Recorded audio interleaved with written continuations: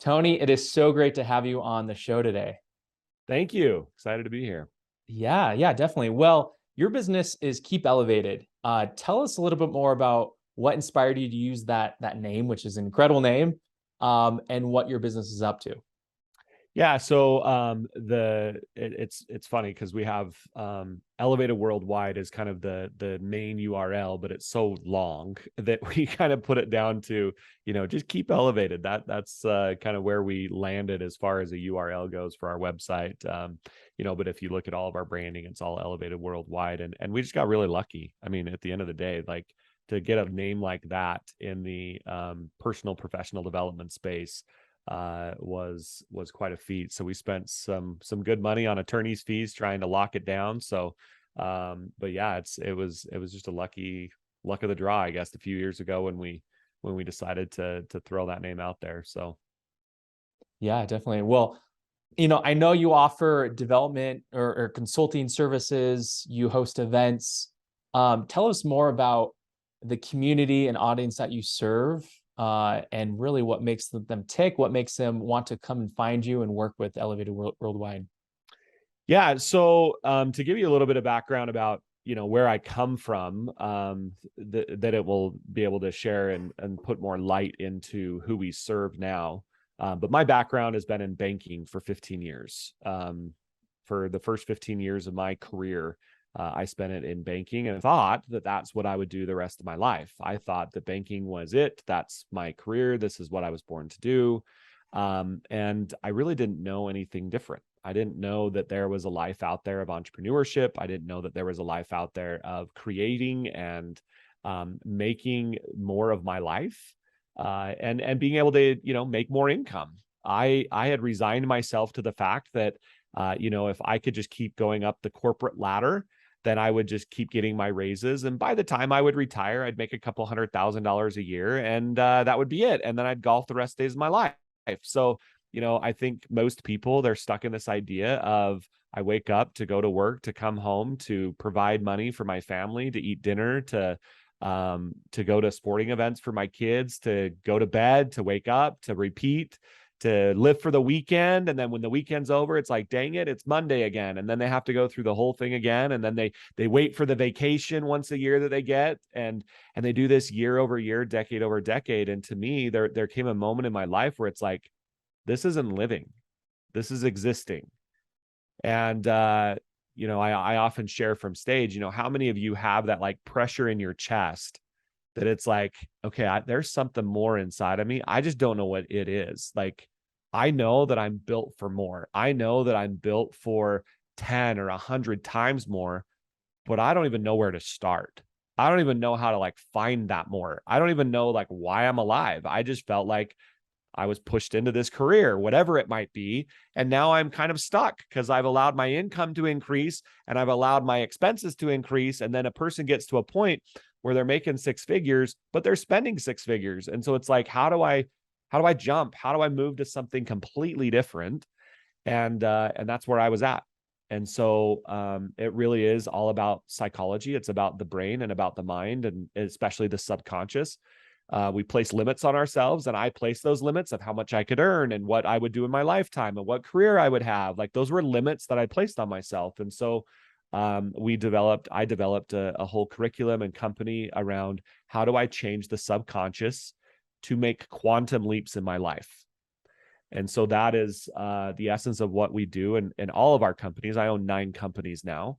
Wow. And in all of those companies, there's a little aspect of this development work of how do I change to be able to not just go from A to B, but to go from A to F in one shot. Like, how do I do that? I don't want to start at the bottom of the totem pole, leaving my company of six figures, for me, banking. How do I go from making six figures in banking to making six figures as a speaker? That is like deep limit work you have to do. It's not just going to happen where you just jump and it's like, oh, now I'm making six figures doing this other thing. It's like, or seven figures or whatever it might be. You have to do internal work. And so that's the work we focus on, is for people that are like, okay, I want to go faster. I don't want to just go faster. Like, I want to go 10 times faster. I want to make 10 times more. I want to make my annual income, my monthly income. How do I do that?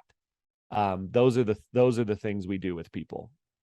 Oh man, that hit me hard. I can relate as far as like the journey to go down that corporate ladder. I probably wasn't on it maybe as long as you were. It was only about 3 or 4 years into it that I was like, you know what? I don't envision my future, my career, my time spent along kind of this traditional path that's been in place for decades. And so for you on this journey, what did it look like when you started to one identify that change in your career path and your personal development path? And then at what point did it make sense to go all in on these? You got obviously kind of this main brand here, but you've got multiple businesses. Like, what did that look like? So I share with people that in order to go from where you are to where you want to go, there has to come a moment in time where you have like this wake up call. And for every person, it's different, but it's some sort of event. So there's always an event that causes a person to be like, oh, wow, I got to wake up. There's something more out there for me. So I provide those events. That's what I do. I call them pivot points, where I provide events where it's like, oh, I want to go 10 times higher, because they're just, you don't know what you don't know. People are completely oblivious to what they don't know. It's like, it's just a mystery out there. They're completely unaware of a whole nother realm of possibility outside of their box that they place themselves in. So that's where I was at. And so I needed an event. And it was in 2013, I was over a few thousand employees and their personal and professional development plans when I was at the bank and sales leadership. So my boss would send me or would take me to different workshops, different seminars, different, places where we would go out, we would find information, we would bring it back, we'd create curriculum, and then we'd share it with the bank. And in 2013, she brought me to an event out of Harvard based off the book, The Happiness Advantage by Sean Aker. It's all about positive psychology. So I sit down in the seat and my boss is right next to me. And the first thing the instructor says is, if you change the way you see things, then the things you see will change. I laughed out loud and I like nudged my boss and I said, that's the stupidest thing I've ever heard. Can I please leave? And she's like, if you want to get fired, you'll leave. And it's like, okay, I'll stay. But I like folded my arms. I was like the begrudging, like, I'm not going to listen. I'm just going to be here. And within 20 minutes, I was hooked. Within 20 minutes, like, she was giving research and study after study of people or groups of people that when they would change from a negative or neutral thinking to a positive thinking, like all their results would dramatically change. And I was like, what is this? I've never heard of this before. I have never, ever heard of positive psychology before. And now that I've been in this for a decade, I now realize that, it's been around for forever. For Christians, it's called faith.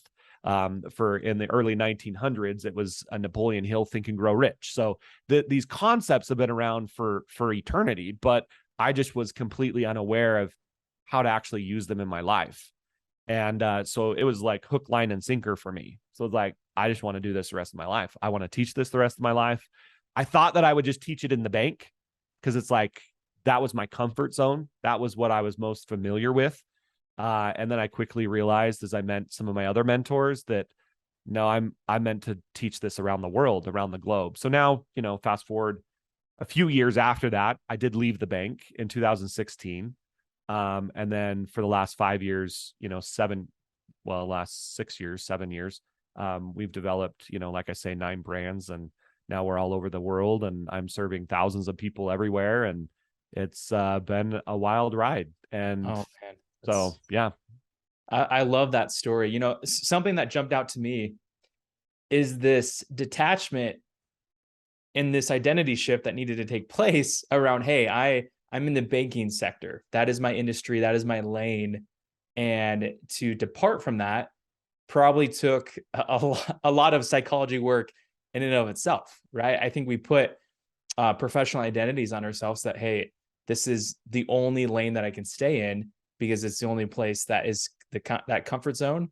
Describe a little bit more around the identity shift that you needed to take and what that looked like, I guess, in practical terms, like someone who's trying to pivot, right?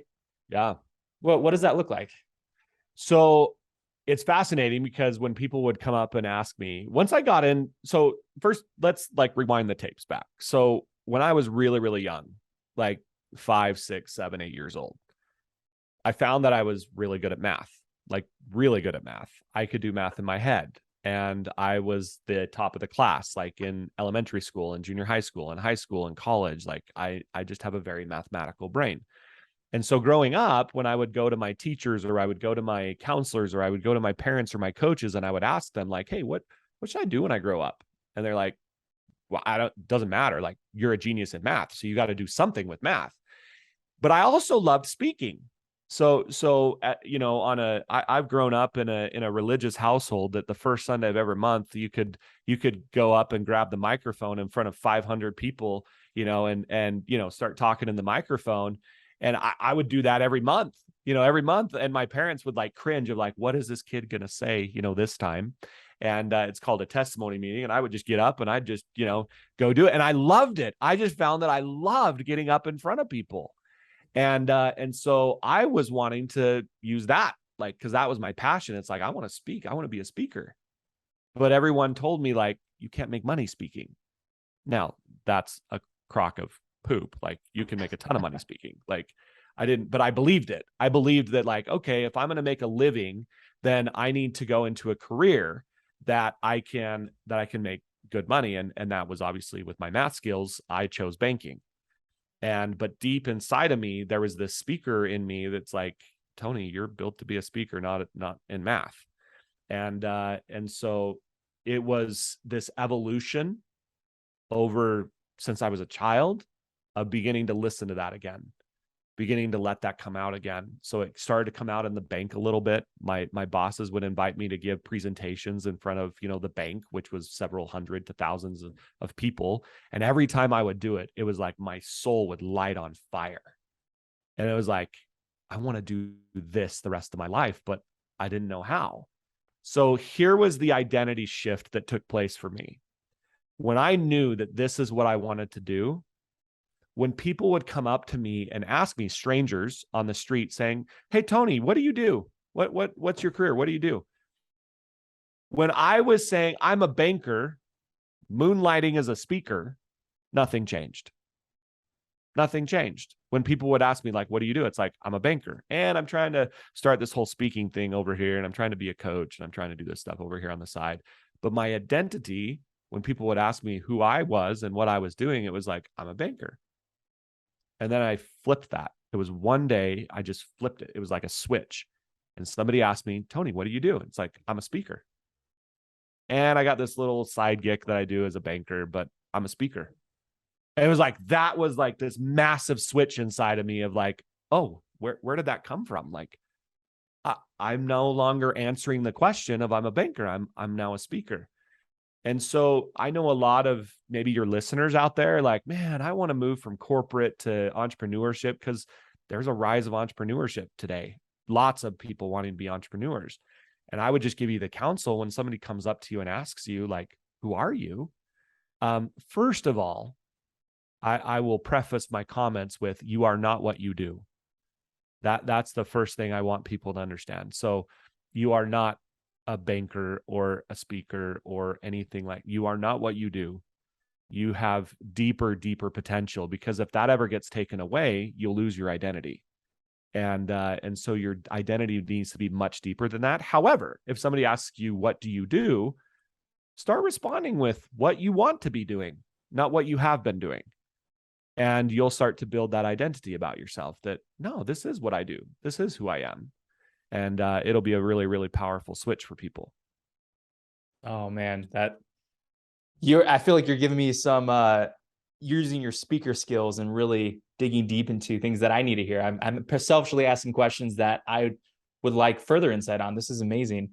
And I think there's something so empowering and elevating about this idea that using language to speak it into power, both with how you're perceiving what that professional identity looks like.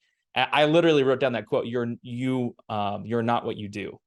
And I think, it's very, I think of a transactional relationship with yourself, right? If you are doing banking and you give yourself that identity of a banker, um, of course, for those listening or watching, it can go on many different levels for you based on your industry and skill set. But I think we're all very multifaceted, right? Like I'm also a husband and father, um, and person of faith, things like that. And so it's fascinating. One thing I wanted to hit on as well was this idea of achieving success in life and business with purpose. Describe to me what that means to you, and how you support others in your business with that. Yeah. So I remember sitting in a workshop. Sorry, I'm at home and you can probably hear the door just rang and now my dogs are going nuts. So, All good. anyways, apologize for anybody that's hearing my dogs go nuts right now. So, let me rewind my tape here in my head. You had asked me about, ask your question one more time, Yeah. just to jog my memory here. What I it got distracted. means to achieve success in life and Yes. business with purpose. Yes. So, I've been around like some of the best of the best. Now, John C. Maxwell, been, trained by him, with him, side by side with him. Bob Proctor, I was his number one consultant in the world.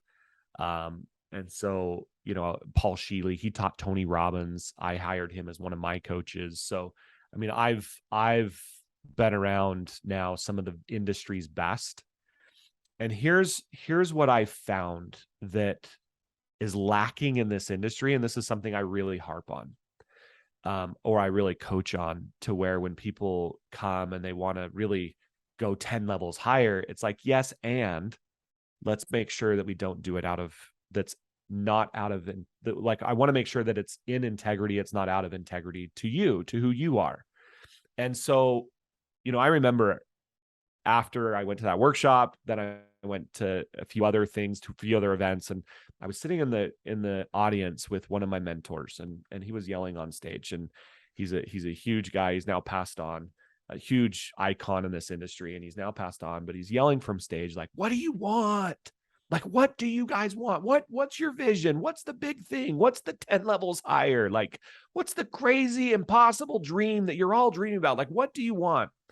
And, everyone was writing down what they wanted, whether it was like, man, I want to be a millionaire, or I want to be a billionaire, or I want to have a home on the beach, or I want to have this, or I want to build a business that operates all over the world, or I want to be on stages across the nation, whatever it is. Like, what do you want? And so people were writing all these things down that they wanted. And here's what I found: people that go after vision without knowing their purpose destroy everything they value in the process of their vision. Like, I got to catch my dream. And so they'll destroy their faith. They'll destroy their family. They'll destroy their relationships with their kids in the name of dream catching. I got to go after this dream. And they'll catch their dreams, but then they're miserable. They're miserable misers. They're miserable people that have, millions of dollars, but they have no one to share it with. They have no one to celebrate it with. And I see it time and time again. And it like really was like, I would be distraught over it, of like, what is going on? And so I just found that there has to be something that a person has to catch before they catch their dream. And that is their purpose. Why are you alive? When you know why you are alive before what do I want to create, when I know here's why I'm alive, then what I create, the visions that I go after, the businesses I create, or the millions of dollars I make, or if it's in alignment with why I'm alive, then I will have fulfillment. And that's what people are searching for. I just want to be fulfilled. It's like, all right, if you want to be fulfilled, figure out why you're alive, and then go create with that premise in mind. And what I call knowing why you're alive, it's your purpose. And so I do a lot of purpose work with people, not just, what do you want to create? Because we can create anything we want. We are creators as human beings. We were given those gifts, born into this planet. And so it's not if I can create, it's what am I going to create? And I have to know why I'm alive before I figure out what I want to create. And so that's, in my definition of fulfillment, is when my visions are in alignment with my purpose, then I can find fulfillment. That was powerful. Thank you. Thanks so much for Yeah. that. Uh, to really tie this up in a bow, I know you host a lot of events. Of course, you are a world-renowned speaker around these topics. Where can people learn more about your events and your speaking listening opportunities? Yeah. So if you can go to, follow me on social media, just put in my social media, at Tony Child _ I think is my Instagram. So follow me on social media. We're always posting there. But if not, just go to my website, tonychild.com. You'll be able to find wherever I'm speaking or whatever events we run right there. We do run an event. It's called Pivot Point. And Pivot Point is a 2-day event. And so we run it in person, and towards the end of this year, we're going to be running it online. And so for anybody that wants to join us there, we'll give you 75% off your ticket price because you were listening to this podcast. So I'll shoot you over a link that you can give your listeners, as you publish this podcast, that if they want to come, they can put that link in, and it's live here in Utah. If you enjoyed this segment, or if you're struggling, it's like, man, I don't know my purpose. I don't know why I'm alive, and I really feel like I need to know that. Then this is probably for you. Or if you're wanting to up level, it's like, man, I want to go faster. I want to make a quantum leap. I don't want to go from A to B. I want to go from A to F, and I want to do it now. I want to make my annual income my monthly income. I want to travel every month. I want to have vacation once a month instead of once a year. Like, whatever that is, you can't keep doing what you've always done and expect different results. That's the greatest secret that I've found, is that I have to be willing to think differently. And then when I think differently, I'll act differently. And when I think and act differently, then I'll get different results. Amazing. Well, we'll definitely include those links and information down below. Tony, it's been a pleasure. Thank you so much for sharing your insights and knowledge. Thank you. Yeah, Yeah. this has been awesome. Thank you for having me. And this has been a great podcast. And I'm excited to learn more about you and what you do and how I can best support you and video supply. So yeah, excited to dive into that as well.